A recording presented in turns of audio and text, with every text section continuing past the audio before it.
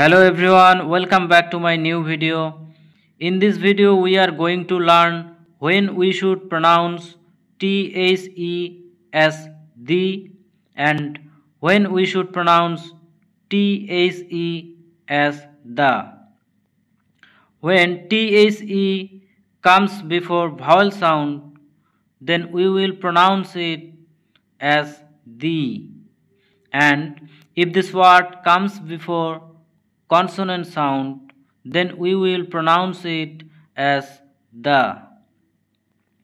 যখন THE এই শব্দটি কোনো ভাওয়েল সাউন্ডের আগে বসে তখন এটির উচ্চারণ আমরা দি হিসেবে করব, এবং যখন এই শব্দটি কোনো কনসোনেন্ট সাউন্ডের আগে আসে তখন এটির উচ্চারণ আমরা দা হিসেবে করব।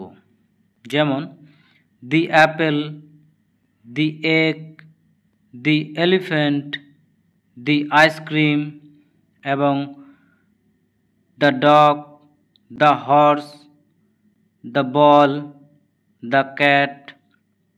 So thank you for watching and take care.